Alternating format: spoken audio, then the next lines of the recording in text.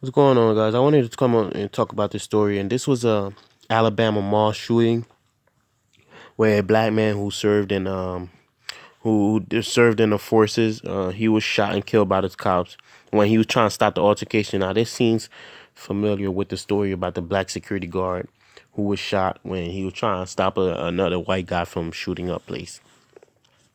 And as you know, as I always tell you, regardless of what you do, if you're rich, successful, if you follow the laws, if you're a bougie class, wear suits, work fancy job, you can still get shot. Look what happened to Botham Shamjean. And they still not saying anything about that case. I hope they don't think people are going to forget about that case. Don't try and wallow it over people's head, black people's head, because we're not going to forget that case. Bakari Henderson, he graduated. He went to Greece and got messed up by Serbian men. People keep correcting me like Serbian, Greek, whatever. There's still white men that killed them. I'm going to read this article. Black. It's coming from the New York Times, and there's not a lot of credible resource sites that I could get them from, so it's going to be whatever. I'm just going to give my own twist to it. Black man killed by officer in Alabama mall shooting was not the gunman. Police now saying, "Oh, I wonder why." And young brother, look, maybe black American or some African or some Bradford, maybe he was black American. Emantic Fitzgerald Bradford Jr. was fatally shot by police on Thursday at a mall in Alabama. And think about that state where it's coming from. An Alabama police officer fatally shot a 21-year-old black man on Thursday night, who the police initially said shot at least one person at a mall near Birmingham. See, that's it. Even if he did that, they didn't even trying to take him alive. While you got Dylan Roof who could kill 9 people and get taken alive and taken Burger King or Nicholas Cruz or whatever, turning a Thanksgiving holiday shopping scene into chaos. But on Friday, the police said evidence suggests that the man actually was not the gunman and that the true gunman remained at large. That white person remains at large. The Hoover Police Department said on Twitter that the man who was killed, Emantic Fitzgerald Bradford Jr., may have been involved in some aspect of the altercation at the mall, the River Chase Galleria in Hoover, Alabama, that preceded the shooting. But they say he likely did not fire the rounds that struck an 18-year-old man, as they originally indicated. Another victim, a 12-year-old girl, was an innocent bystander, the police said.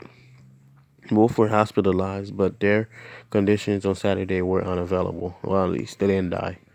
We regret that our initial media release was not totally accurate.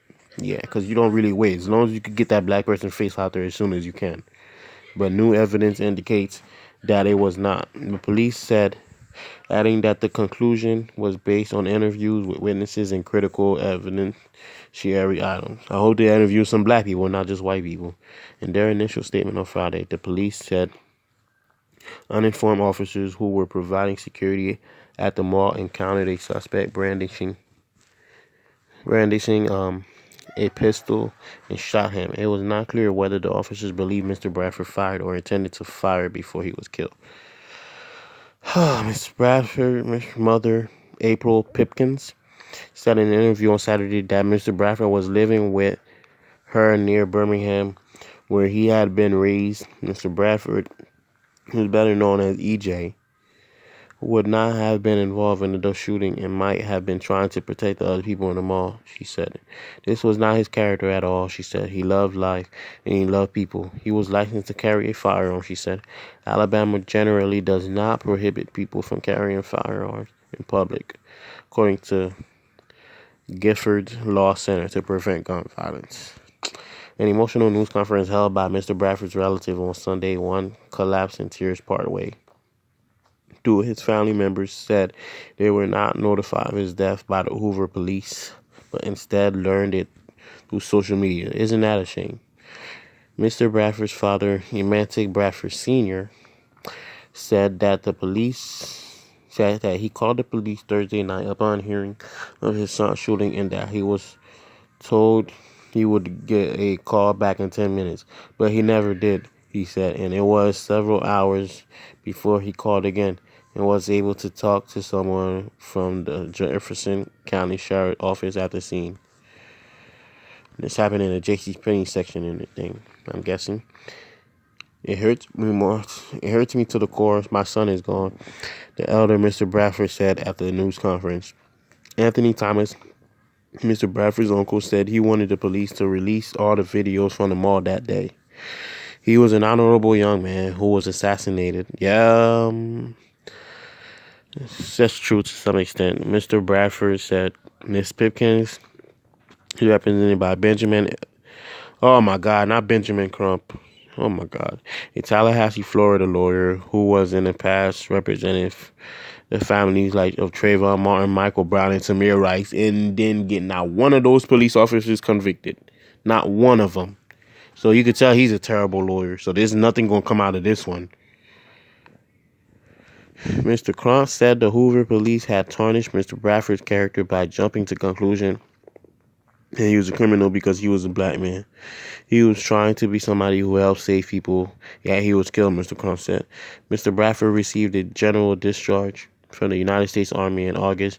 An Army spokesperson said Mr. Bradford had not completed his training but would not elaborate.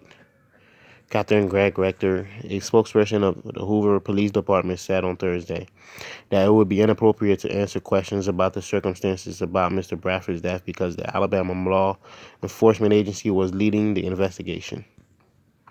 All right, I'm just going to let you guys read the rest of this because this is a very long-ass article. All right. Da-da-da.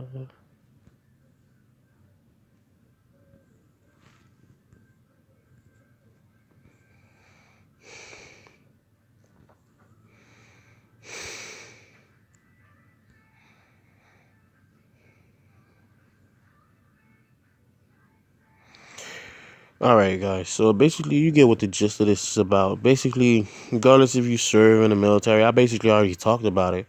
You're not safe as a black man. You're not safe as a black person in general, but as a black man in particular and specific, your life is always in danger. And I'm sick and tired of seeing black people run around thinking everything is all nitty gritty, just because they get to have spend a few dollars here and there. They get to have a few women, non-black women. I don't know why, but here and there they think they all that because they could drive a nice car. They think everything is fine and dandy until something happened to you. Then you want to shed tears. We should always get on code.